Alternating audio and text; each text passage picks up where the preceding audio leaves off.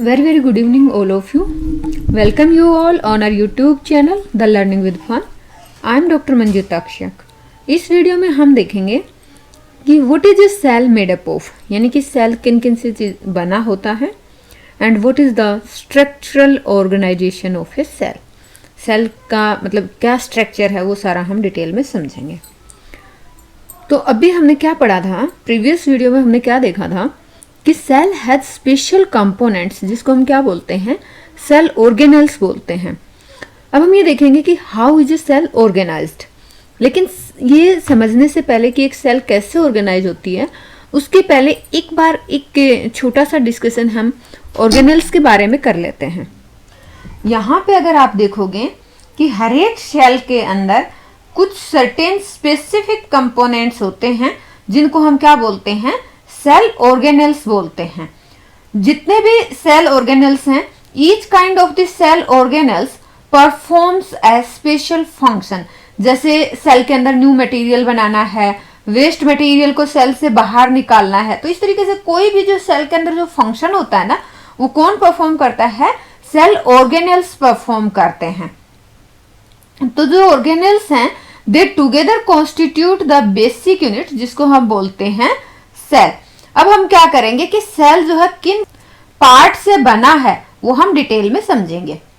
यदि आप माइक्रोस्कोप के अंडर सेल की स्टडी करेंगे तो आपको क्या पता चलेगा कि सेल के मेनली 3 फीचर्स हैं, है ना. हर एक सेल के अंदर एक प्लाज्मा मेम्ब्रेन होती है और एक न्यूक्लियस होता है और क्या होता है, एक साइटोप्लाज्म होता है. तो मेन 3 कंपोनेंट्स हैं, plasma membrane, nucleus and cytoplasm. Plasma membrane, nucleus and cytoplasm, ये 3 मेन कंपोनेंट हैं. अब जितने भी सेल के अंदर एक्टिविटीज होती हैं और जो सेल के बाहर का जो इन्वायरमेंट है उसके साथ जो इंटरेक्शन है, वो ये जो फीचर्स है ना, जैसे सेल की प्लाज्मा मेम्ब्रेन है, सेल का न्यूक्लियस है, साइटोप्लाज्म है, इन्हीं फीचर्स की वजह से पॉसिबल है. अब हम देखते हैं कैसे. तो यहाँ पे हम 1 बाय 1 करके सेल के स्ट्रक्चर को समझेंगे. तो इस वीडियो में हम डिस्कस करेंगे अबाउट द प्लाज्मा मेम्ब्रेन और सेल मेम्ब्रेन. ठीक है, जो सेल की मेम्ब्रेन है उसी को प्लाज्मा मेम्ब्रेन बोलते हैं. तो जैसे मान के चलो कि सपोज करो कि ये एक सेल है, ठीक है. तो ये जो इसकी आउटर लेयर होती है ना, सेल की जो आउटर लेयर है, इसको क्या बोलते हैं, इसको हम बोलते हैं cell membrane. So this is the outermost covering of the cell that separate the contents of the cell from its external environment. ये जो प्लाज्मा मेम्ब्रेन है ये सेमी परमिएबल होती है. सेमी परमिएबल का मतलब क्या होता है कि कुछ मॉलिक्यूल्स को तो ये जो है अपने में से पास होने देती है और कुछ मॉलिक्यूल्स को अपने में से पास नहीं होने देती है. यानी कि जैसे इसके अंदर कुछ मॉलिक्यूल्स हैं तो कुछ मॉलिक्यूल्स को ये क्या करेगी, सेल मेम्ब्रेन अपने में से पास होकर सेल से आप बाहर भी निकाल सकते हो. और जैसे सेल के बाहर कुछ मॉलिक्यूल्स हैं वो सेल के अंदर आ सकते हैं. तो यानी कि कुछ मॉलिक्यूल्स के मूवमेंट को अलाउ करती है, कुछ मॉलिक्यूल्स की मूवमेंट को अलाउ नहीं करती, इसलिए इसको बोलते हैं सिलेक्टिवली परमिएबल मेम्ब्रेन. यहाँ पे आपको दिखाएंगे कि इसलिए इसको हम क्या बोलते हैं, सिलेक्टिवली परमिएबल मेम्ब्रेन बोलते हैं. अब कैसे हम बात करना चाहेंगे कि how does the movement of this substances take place into the cell. यानी कि जो हम बोल रहे हैं कि कुछ पार्टिकल्स जो है सेल के अंदर जाते हैं, कुछ पार्टिकल्स सेल के बाहर जाते हैं, तो ये जो मूवमेंट है वो कैसे होती है, ये जो सब्सटेंसेस हैं ये सेल के बाहर कैसे मूव करते हैं और सेल के अंदर कैसे आते हैं, वो हम समझेंगे. तो कुछ सब्सटेंसेस जैसे मान लो कार्बन डाइऑक्साइड की बात करें या ऑक्सीजन की बात करें, तो they can move across the cell membrane by a process called diffusion. Diffusion एक कैसा प्रोसेस होता है कि मान लो ये जैसे ये सेल है, हमने यहीं पे समझते हैं, यहीं से ये सेल है, ठीक है. और इस सेल के बाहर यहाँ पे सपोज करो कि बाहर ऑक्सीजन का कंसंट्रेशन ज्यादा है और अंदर ऑक्सीजन का कंसंट्रेशन कम है. तो जो ऑक्सीजन की जहां बाहर ज्यादा कंसंट्रेशन है वहां से जहां पे इसकी लो कंसंट्रेशन है वहां से मतलब हायर कंसंट्रेशन से लो कंसंट्रेशन की तरफ मूव करेगी. तो हमने क्या बताया, सपोज करो सेल के बाहर ऑक्सीजन की कंसंट्रेशन ज्यादा है और अंदर कम है, तो ऑक्सीजन क्या करेगा, सेल के बाहर से सेल के अंदर मूव करेगा. अब सेल के अंदर एक हमारी जो बॉडी है उसमें एक केमिकल रिएक्शन होती है, क्योंकि हम बोलते हैं ना कि हमें जो एनर्जी मिलती है वो खाने से मिलती है। तो वो खाने से एनर्जी कैसे मिलती है कि जो हम खाना खाते हैं उसके बाद जो हमारा खाना है जैसे कार्बोहाइड्रेट वो हमारा ब्रेक डाउन होता है, फिर एक केमिकल रिएक्शन होती है। उस केमिकल रिएक्शन में ये जो ऑक्सीजन सेल के अंदर गई ना, इस ऑक्सीजन का और जो हमारा केमिकल पार्टिकल्स कार्बोहाइड्रेट के ब्रेक डाउन से बनता है उसके बीच में रिएक्शन होती है, फिर हमारी बॉडी में एनर्जी रिलीज होती है और CO2 रिलीज होता है। अब सेल के अंदर CO2 रिलीज हुआ तो सेल के अंदर CO2 की कंसंट्रेशन हो गई हाई और बाहर है CO2 की कंसंट्रेशन कम। तो अब जो CO2 जो है सेल के अंदर से बाहर आएगा, ठीक है, सेल के अंदर से बाहर आएगा, क्योंकि जहां पे हाई कंसंट्रेशन है वहां से लो कंसंट्रेशन की तरफ मूव करना, इस प्रोसेस को क्या बोलते हैं? इस प्रोसेस को बोलते हैं डिफ्यूजन। और ये आप जो पहले वाले चैप्टर हैं उनमें भी हमने स्टडी किया है कि डिफ्यूजन प्रोसेस क्या है। So we saw that there is a spontaneous movement of a substance from a region of higher concentration to a region where its concentration is low। तो इस प्रोसेस को क्या बोलते हैं? डिफ्यूजन। तो कुछ इसी तरह का हैपन होता है सेल के अंदर। जैसे हम बताए ना कि जब CO2 का कंसंट्रेशन, मान लो CO2 हम क्या मान रहे हैं, एक सेलुलर वेस्ट मटेरियल है, इसको हमें मतलब हमारी बॉडी के अंदर जब CO2 की कंसंट्रेशन ज़्यादा हो जाती है तो हम इसको शरीर से बाहर निकालते हैं। क्यों? क्योंकि हम इसको as a waste material consider करते हैं और वेस्ट को हमेशा ही बाहर निकालते हैं। तो जैसे CO2 है, जब सेल के अंदर इसकी कंसंट्रेशन हाई हो जाएगी then it is requires to be excreted out by the cell. Cell से बाहर निकालना जरूरी है ना। तो इसको हम क्या करते हैं, जब सेल के अंदर CO2 की कंसंट्रेशन अकोमुलेट हो जाती है, हाई कंसंट्रेशन हो जाती है इनसाइड द सेल, तो क्या होगा कि बाहर का जो इन्वायरमेंट है वहां पे CO2 की कंसंट्रेशन कम होगी, तो CO2 का सेल के अंदर से बाहर की तरफ मूवमेंट होगा, किसके थ्रू? Across the membrane. और कौन सा प्रोसेस लगेगा? डिफ्यूजन प्रोसेस लगेगा। तो यहाँ पे ये हम पढ़ चुके हैं कि जो concentration of CO2 is low as compare to that inside the cell, और as soon as there is a difference of concentration of CO2 inside and outside the cell, CO2 का मूवमेंट होगा, ठीक है। और मूवमेंट कहां से होगा? Higher concentration से लो कंसंट्रेशन की तरफ। तो मतलब सेल के अंदर से सेल के बाहर जाएगा CO2। सिमिलरली अगर हम ऑक्सीजन की बात करें तो ऑक्सीजन, जैसे मैंने बताया कि हमारी बॉडी में जो एनर्जी की रिक्वायरमेंट है, हम खाना भी लेते हैं और हम ऑक्सीजन भी लेते हैं, और उन दोनों की एक केमिकल रिएक्शन होती है जिससे हमारी बॉडी को एनर्जी मिलती है। तो ऑक्सीजन अगर सेल के अंदर मान लो कंज्यूम हो गई, तो अब सेल के अंदर हमने क्या बताया था? ऑक्सीजन लेवल कम है, फिर हम जो है ना रेस्पिरेशन प्रोसेस से ऑक्सीजन इनहेल करते हैं, फिर जो है बाहर सेल के बाहर एटमॉस्फेयर में ऑक्सीजन कंसंट्रेशन ज्यादा है। अब ऑक्सीजन का मूवमेंट भी कैसे होगा? हायर कंसंट्रेशन से लो कंसंट्रेशन की तरफ। अगेन यहाँ पे डिफ्यूजन प्रोसेस होगा। तो यहाँ पे लिखा है कि oxygen enters the cell by the process of the diffusion when level और concentration of oxygen inside the cell decreases. यानी कि अंदर जब ऑक्सीजन कंसंट्रेशन कम होगी तभी तो बाहर से अंदर की तरफ मूव करेगी। सो हमने क्या देखा कि जो डिफ्यूजन प्रोसेस है it plays an important role in gaseous exchange between the cells as well as the cell and its external environment. So यहाँ पे हमने डिफ्यूजन प्रोसेस समझा, role of diffusion in the gaseous exchange, मतलब cell के बाहर और cell के अंदर, और अगर दो सेल हैं तब भी, ये हमने डिफ्यूजन प्रोसेस समझा। अब हम ये सोचेंगे कि जो वाटर है, वाटर का सेल के अंदर और बाहर कौन से प्रोसेस से मूवमेंट होता है? तो वाटर भी अगर हम देखेंगे तो water also abase the law of diffusion. Movement of water molecules through such A selective permeable membrane, इसको क्या बोलते हैं?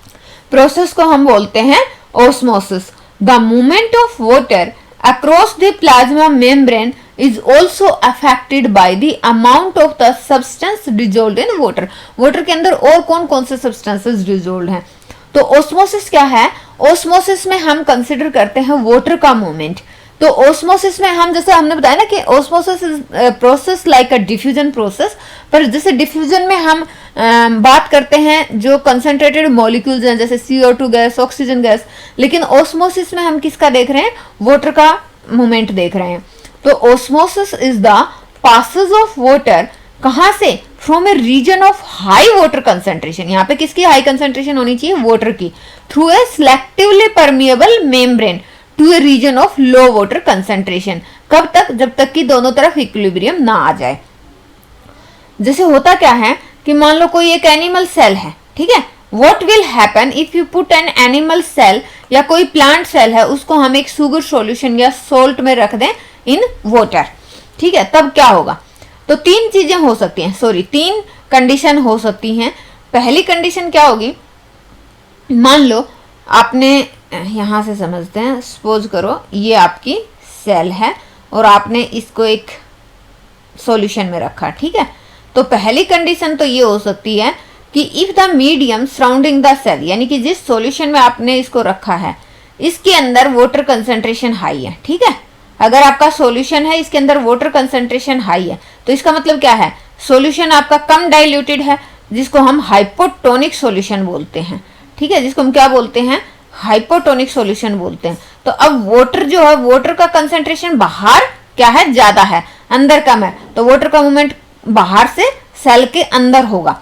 तो if the medium surrounding the cell has a higher water concentration then the cell, तो it means outside solution is very dilute. तो क्या होगा, water का मूवमेंट बाहर से सेल के अंदर होगा। तो इसका मतलब cell will gain water by the process of osmosis and such a solution is known as hypotonic solution. तो अब जो वाटर मॉलिक्यूल्स हैं they are free to pass across the cell membrane in both direction. लेकिन जो water अंदर move कर रहा है, सेल के अंदर जो वाटर मूव कर रहा है, वो जो है, जो जितना वाटर सेल से बाहर निकल रहा है उसकी बजाय जो वाटर सेल के अंदर जा रहा है उसका अमाउंट ज्यादा है। तो नेट रिजल्ट क्या होगा कि जो वाटर है एंटर्स द सेल, ये आपको लगेगा कि सेल के अंदर पानी गया है। तो उस केस में सेल जो है it is likely to swell up. जैसे जैसे आप किशमिश को पानी में रख देते हैं तो किशमिश फूल जाती है, तो it will be like that कि जो सेल है that will be swell up, है ना, फूल जाएगी। सेकेंड कंडीशन क्या होती है, सेकेंड कंडीशन में मान लो मीडियम में उतना ही वाटर कंसंट्रेशन है जितना कि सेल के अंदर। अब क्या होगा कि जितना पानी सेल के अंदर से बाहर के इन्वायरमेंट में जा रहा है, सॉल्यूशन में जा रहा है, उतना ही पानी बाहर के सॉल्यूशन से सेल के अंदर आ रहा है। तो नेट मूवमेंट ऑफ वाटर कितना हो गया, 0 हो गया। तो no net movement of water across the cell membrane when medium has exactly the same water concentration as the cell. उस केस में नेट मूवमेंट वाटर का 0 होगा। इस तरह के सॉल्यूशन को क्या बोलते हैं, आइसोटोनिक सॉल्यूशन बोलते हैं। अब यहाँ पे हमने ये तो देखा कि जो वाटर है वो सेल मेम्ब्रेन के अक्रॉस मूव करता है इन बोथ डायरेक्शन, लेकिन यहाँ पे जैसे हमने बताया ना कि जितना अमाउंट सेल के अंदर जा रहा है उतना ही अमाउंट सेल के बाहर आ रहा है। So there is no overall movement of water. तो यहाँ पे जो सेल का साइज है वो सेम रहेगा, ठीक है, यहाँ पे ना श्रिंक होगा सेल ना स्वेल होगा, यहाँ पे सेल का साइज सेम रहेगा। तीसरी कंडीशन क्या हो सकती है कि जो सॉल्यूशन का मीडियम है उसमें वाटर कंसंट्रेशन कम हो एज कंपेयर टू सेल। तो उसका मतलब क्या होगा कि जो बाहर का कंसंट्रेशन है, बाहर का जो सॉल्यूशन है वो कंसंट्रेटेड सॉल्यूशन है। तो ऐसे केस में क्या होगा कि सेल के अंदर से वाटर जो है बाहर के मीडियम में आएगा, cell will lose water by the process of osmosis. और इस तरह के सॉल्यूशन को हम क्या बोलते हैं, हाइपरटोनिक सॉल्यूशन। हाइपरटोनिक सॉल्यूशन वो सॉल्यूशन है जिसमें वाटर का अमाउंट कम है कंपेयर टू दी जो वाटर का अमाउंट सेल के अंदर है। तो अगेन वाटर जो है वो सेल मेम्ब्रेन के अक्रॉस मूव कर रहा है बोथ डायरेक्शन में, लेकिन यहाँ पे जो वाटर सेल से बाहर निकल रहा है उसका अमाउंट ज्यादा है as compare to the amount of water that enter the cell. तो यहाँ पे क्योंकि सेल से पानी बाहर निकल गया तो सेल क्या होगी, सेल विल श्रिंक। तो ओवरऑल आपको इसमें क्या दिखेगा कि सेल जैसे श्रिंक हो गई हो। सो यहाँ पे हमने क्या देखा कि जो ऑस्मोसिस है this is a special case of the diffusion through a selectively permeable membrane, ठीक है। अब हम कुछ एक्टिविटीज से समझते हैं।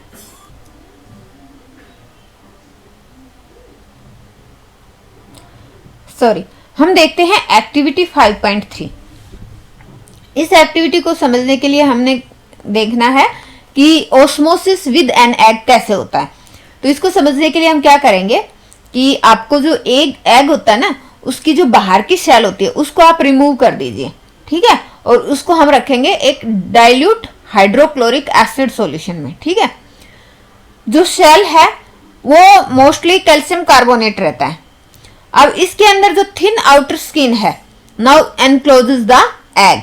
अब हम क्या करेंगे कि एग को हम वाटर के अंदर रखेंगे और 5 मिनट तक ऑब्जर्व करेंगे। आप क्या ऑब्जर्व करेंगे, क्योंकि अब क्या हो गया कि जो सेल की हम जो थिन लेयर के थ्रू उसका मूवमेंट देख रहे हैं। चलो असल में देखो, इसको फिर से समझो। मान लो ये एग था, ठीक है, और इसके जो आउटर व्हाइट लेयर होती है ना, सपोज करो आपने उसको रिमूव कर दिया, फिर आपने इसको रख दिया एसिड सॉल्यूशन के अंदर, ठीक है। अब क्या होगा कि जो सेल आप देखोगे कि इसके अंदर क्या है, इसके अंदर है, अब ये यहाँ पे जो कवरिंग आएगी ना, आप देखोगे कि उसमें जो है कैल्शियम कार्बोनेट है। तो एक थिन आउटर स्किन जो है इस एग को कवर करती है, ठीक है। अब जब आप इसको वाटर के अंदर रखेंगे, यानी कि आपने पहले एसिड के अंदर रखा है इसको रिमूव करने के बाद, अब आप इसको वाटर के अंदर रखेंगे इस एग को, जिसके ऊपर से सेल आपने हटा दी है। अब क्या देखेंगे कि आफ्टर 5 मिनट्स आप देखेंगे कि एग जो है वो स्वेल हो जाता है। पहले इतना साइज था, अब सपोज करो इसका साइज ऐसे हो गया। इसका मतलब क्या हुआ कि जो वाटर था that move inside the cell. Egg swells because water passes into it by the osmosis process. अब एक और कंडीशन लेते हैं। हमने ये एग के ऊपर से जो सेल थी उसको रिमूव कर दिया। अब हम यहाँ पे तो हमने क्या किया था, इसको वाटर के अंदर रखा था, ठीक है, वाटर के अंदर रखा था। दूसरी कंडीशन में आप क्या कर सकते हैं कि आप जो है इस जिसके ऊपर से आपने सेल हटा दी है उस एग को आप किसी कंसंट्रेटेड सॉल्यूशन में रखिए, ठीक है। कंसंट्रेटेड सॉल्यूशन है, जैसे सोल्ट सॉल्यूशन है, बट इसकी कंसंट्रेशन क्या है, ये मान लो आपका कंसंट्रेटेड सॉल्यूशन है, ठीक है, सोल्ट सॉल्यूशन। अब क्या होगा कि सॉल्यूशन के अंदर वाटर का लेवल जो है कम है, वाटर कंसंट्रेशन कम है, अमाउंट ऑफ वाटर कम है। तो अब क्या होगा, एग के अंदर जो वाटर था दैट विल कम आउटसाइड। तो अब आपका एग क्या होगा, श्रिंक हो जाएगा। पहले इतना था तो अब और कम हो गया। क्यों कम हो गया, क्योंकि एग के अंदर जो वाटर था that comes outside. Water passes out of the egg solution into the salt solution because the salt solution is more concentrated. तो अब यहाँ पे जो ओस्मोसिस प्रोसेस है वो आपको समझ में आ जाएगा। इस तरह की एक्टिविटी आप करके देखना, आपको अच्छे से समझ में आ जाएगा। अब यहाँ पे हम एक और एक्टिविटी इसको समझते हैं, एक और एक्टिविटी से। और जनरली मतलब अगर जो जैसे ये एग वाला लिया, सिमिलर एक्टिविटी आप रेजिन, एप्रिकोट इनसे कर सकते हैं। रेजिन का तो आप जनरली अक्सर देखते ही होंगे ना, किचन में इतना यूज होता है कि आपने पानी में रखा और आपका रेजिन जो है वो साइज में बड़ा हो जाता है। क्यों, क्योंकि रेजिन जो है उसने वाटर को ऑब्जर्व कर लिया। लेकिन वहीं आप उसको अगर किसी कंसंट्रेटेड सॉल्यूशन में रखेंगे तो रेजिन के अंदर जो वाटर है दैट विल कम आउटसाइड और रेजिन जो है आपका साइज स्मॉल हो जाएगा। तो ये था ओस्मोसिस प्रोसेस। अब हम एक और एक्टिविटी देखते हैं, एक्टिविटी 5.4।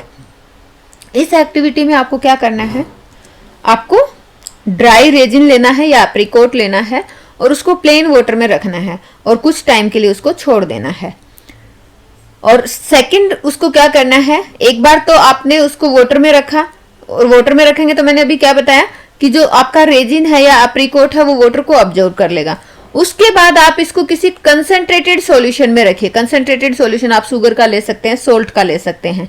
तो आप क्या ऑब्जर्व करेंगे, पहले केस में क्या हुआ, each gain water and swell when placed in water. ठीक है, पहले केस में वाटर गेन करेगा और स्वेल हो जाएगा, साइज उसका बड़ा हो जाएगा जब हम उसको वाटर में रखेंगे। दूसरी कंडीशन क्या है कि जब हम उसको कंसंट्रेटेड सॉल्यूशन में रखेंगे तो ये वाटर लूज करेंगी और दे कॉन्सिक्वेंटली श्रिंक्स। तो यहाँ पे हमने ऑस्मोसिस प्रोसेस समझा, मूवमेंट ऑफ वाटर समझा। अब हम और क्या देखेंगे कि जो हम अभी बात कर रहे थे कि सेल जो होती है, सेल के बाहर ये जो हमारी मेम्ब्रेन होती है आउटर लेयर, इसको हम सेल मेम्ब्रेन बोलते हैं या प्लाज्मा मेम्ब्रेन बोलते हैं। तो हम इसके फंक्शन को समझ रहे थे। तो जो यूनिसेलुलर फ्रेश वाटर ऑर्गेनिजम्स होते हैं और बहुत सारी प्लांट सेल्स भी होती हैं, they tend to gain water through osmosis. Absorption of the water by plant roots is also an example of osmosis. हम ये कहते हैं ना कि जो प्लांट्स हैं they take water from the soil. लेकिन सोयल से कैसे, क्योंकि जो प्लांट की रूट्स हैं वो सोयल के अंदर से वाटर ऑब्जर्व करते हैं। तो कौन से प्रोसेस से, by the process of osmosis. So यहाँ पे हमने क्या समझा कि जो डिफ्यूजन है, diffusion is important in exchange of the gases and water in the life of a cell. इसके अलावा cell also obtains nutrition from its environment, वो न्यूट्रिशन भी इन्वायरमेंट से जो रिसीव करती हैं वो भी by the process of diffusion करती हैं। Different molecules move in and out of the cell through a type of the transport requiring use of energy. हमने बताया ना कि जैसे सेल के अंदर और बाहर बहुत सारे मॉलिक्यूल्स का मूवमेंट होता है, वो डिपेंड करता है कि सेल को कब किस मॉलिक्यूल्स की जरूरत है। जैसे सेल के अंदर ऑक्सीजन की कमी हो गई तो अब सेल को ऑक्सीजन चाहिए, तो वो सेल की जो प्लाज्मा मेम्ब्रेन है उसी के थ्रू ऑक्सीजन का मूवमेंट होगा। सिमिलरली जैसे CO2 की कंसेंट्रेशन बढ़ गई तो वो सेल से बाहर निकालना है, तब भी वो प्लाज्मा मेम्ब्रेन के थ्रू बाहर निकलेगा by the process of diffusion. So यहाँ पे हमने क्या देखा कि जो प्लाज्मा मेम्ब्रेन है ये फ्लेक्सिबल होती है और ये बनी होती है ऑर्गेनिक मॉलिक्यूल्स की, जिनको हम बोलते हैं लिपिड्स एंड प्रोटीन्स। तो अगर आपसे कोई पूछ ले कि प्लाज्मा मेम्ब्रेन किनसे बनी है, तो plasma membrane is made up of organic molecules called lipids and proteins. Lipids और प्रोटीन से बनी है। However, we can observe the structure of the plasma membrane only through electron microscope, क्योंकि जो सेल होती है ना वो इतनी छोटी होती है कि उसको हम ऐसे नेकेड आइज से नहीं देख सकते हैं। तो जब हम इलेक्ट्रॉन माइक्रोस्कोप के नीचे किसी सेल को देखेंगे तो we can observe the plasma membrane. अब ये जो सेल मेम्ब्रेन की जो फ्लेक्सिबिलिटी है, इसी की वजह से जो सेल है वो अनेबल होती है टू अनगल्फ द फूड पार्टिकल्स और other materials from the external environment. और ये जो सेल मेम्ब्रेन की फ्लेक्सिबिलिटी है, इसी की वजह से जो सेल के अंदर जो वेस्ट मटेरियल इकट्ठा हो जाता है वो बाहर निकलता है ना। तो such processes they are known as endocytosis, जिसमें सेल के अंदर ऑब्जर्व किया जाता है, सेल अपने अंदर एनगल्फ करती है, उसको हम बोलते हैं एंडोसाइटोसिस। जैसे अमीबा है, अमीबा तो एक ऐसा एनिमल है जो यूनिसेलुलर ऑर्गेनिज्म है, उसके अंदर यूनिसेलुलर ऑर्गेनिज्म है अमीबा, केवल एक ही सेल से बना होता है। तो उसी सेल में वो अपना खाना पीना करना और वेस्ट मटेरियल को बाहर निकालना उसी सेल के थ्रू करता है। सो जो अमीबा है वो अपना फूड लेता है bye the process of endocytosis. अब एक्टिविटी 5.5 में आपको क्या करना है कि आपको फाइंड आउट करना है अबाउट द इलेक्ट्रॉन माइक्रोस्कोप्स। कहाँ से फाइंड आउट करोगे? जैसे स्कूल की लाइब्रेरी में हो सकता है, इंटरनेट के थ्रू आप देख सकते हैं, आपको अपने टीचर के साथ आप डिस्कस कर सकते हैं कि इलेक्ट्रॉन माइक्रोस्कोप क्या है। तो अगर हम यहाँ पे आपको दिखाएं, ये आप देखेंगे कंपाउंड माइक्रोस्कोप है, तो इसी टाइप से आप इलेक्ट्रॉन माइक्रोस्कोप भी देख सकते हैं, है ना। और अपने टीचर से पूछना कि इलेक्ट्रॉन माइक्रोस्कोप क्या होता है। इलेक्ट्रॉन माइक्रोस्कोप कैसे, मतलब हम छोटी छोटी चीजों को, जैसे सेल है, सेल हमें ऐसे नहीं दिखाई देगा, but under the electron microscope you can see the cell of any plant, cell of animals. तो ये आप अपने आपकी स्कूल लाइब्रेरी में हो तो जरूर देखना। बच्चों से मेरा ये रिक्वेस्ट है कि वो माइक्रोस्कोप जरूर देखें। सो इसमें हम साथ साथ ये क्वेश्चंस कर लेते हैं। पहला क्वेश्चन है, how do substances like CO2 and water move in and out of the cell, discuss. तो ये हमने अभी देखा ना कि CO2 और वाटर जो है they move in and out of the cell by the process of diffusion and osmosis respectively. क्योंकि CO2 और ऑक्सीजन का जो मूवमेंट है वो डिफ्यूजन प्रोसेस से होता है कि जब जहाँ पे सेल की मतलब सेल में अगर CO2 का कंसंट्रेशन हाई है और सेल के बाहर CO2 का कंसंट्रेशन कम है, तो जो CO2 का मूवमेंट होगा वो सेल के अंदर से बाहर की तरफ होगा। क्योंकि डिफ्यूजन प्रोसेस क्या है, जिसमें जो मॉलिक्यूल्स हैं वो मूव करते हैं from their high concentrated region to low concentrated region. वही अगर हम वाटर की बात करें तो वाटर जो है ऑस्मोसिस प्रोसेस के थ्रू मूव करता है, यानी कि जैसे वाटर मूव करेगा across the cell membrane from, मतलब जहां पे वाटर का कंसंट्रेशन ज्यादा है, from the concentration where water, from the region where water concentration is high to the region where water concentration is low. तो ये हो गया डिस्कशन। अब सेकंड क्वेश्चन है, why is plasma membrane called a selectively permeable membrane. Selectively permeable membrane, जैसा कि हमें नाम से ही पता चल रहा है कि सिलेक्टेड पार्टिकल्स को अपने में से आने जाने देती है। तो plasma membrane is called a selectively permeable membrane because it allows only selected particles और selected molecules to pass across it. ठीक है, अपने में से कुछ पार्टिकल्स को आने देती है, कुछ पार्टिकल्स को, कुछ मॉलिक्यूल्स को अलाउ करती है to pass through it and does not allow some molecules to pass through it. So ये हमने इस वीडियो में कौन सा सेल का स्ट्रक्चर समझा, सेल के मेम्ब्रेन के बारे में समझा, जिसको हम प्लाज्मा मेम्ब्रेन भी बोलते हैं। और जो सेल के बाकी जो पार्टिकल्स हैं, बाकी जो पार्ट्स हैं लाइक सेल वॉल, न्यूक्लियस, वो हम नेक्स्ट वीडियो में डिस्कस करेंगे। सो इस वीडियो में इतना ही। Thanks for watching the video. जय हिंद।